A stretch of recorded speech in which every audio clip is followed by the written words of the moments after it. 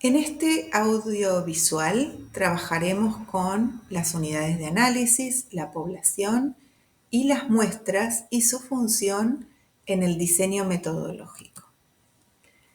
Una unidad de análisis es el qué o el sobre qué se va a recoger datos en el estudio que vamos a realizar. Es el conjunto de entes o entidades a los que hacen referencia las variables. Por lo tanto, es comprensible que existan distintos tipos de entidades. Estas pueden ser personas, pueden ser organizaciones, pueden ser comunidades, situaciones, eventos, etc. ¿Cómo identificamos las unidades de análisis en nuestro trabajo? Bueno, veamos un ejemplo.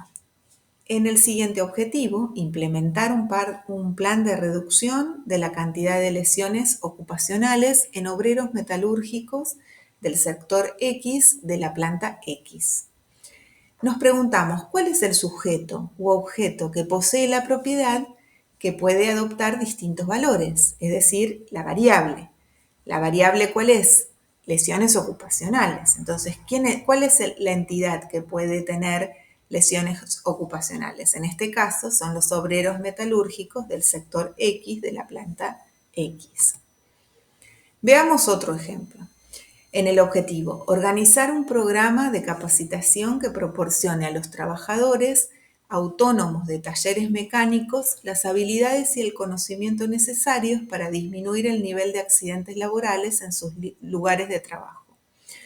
¿Cuál es el sujeto u objeto que posee la propiedad que puede adoptar distintos valores? Esto es, accidentes laborales.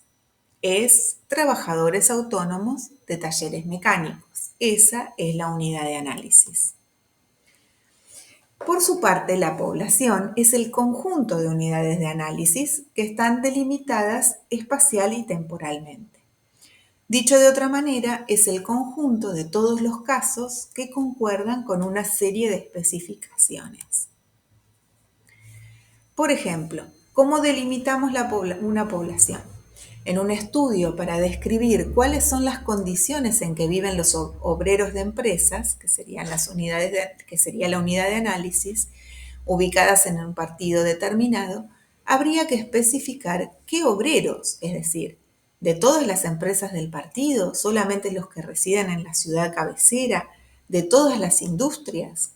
Entonces, una vez que hayamos respondido a todas estas preguntas, estaremos en condiciones de especificar la población. Podría ser obreros que habitan en las zonas urbanas de la ciudad X, del partido X, y que trabajan en empresas alimenticias con plantas de producción domiciliadas en el partido. Esa es una manera de especificar una población.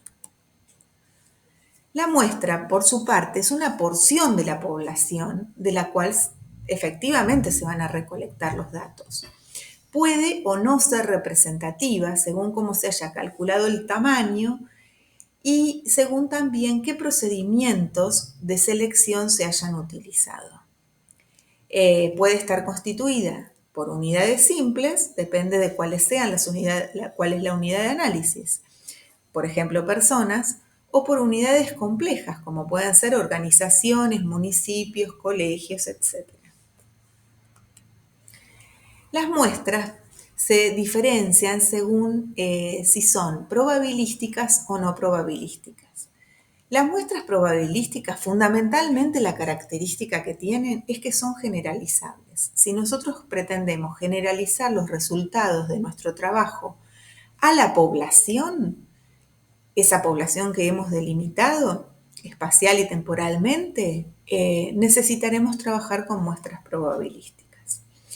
Esto quiere decir que primero se definen las características para poder delimitar esa población con claridad, luego se calcula el tamaño adecuado de la muestra según procedimientos específicos, es decir, existen fórmulas matemáticas para calcular el tamaño adecuado de las muestras, según el tamaño de la población y su homogeneidad, etc.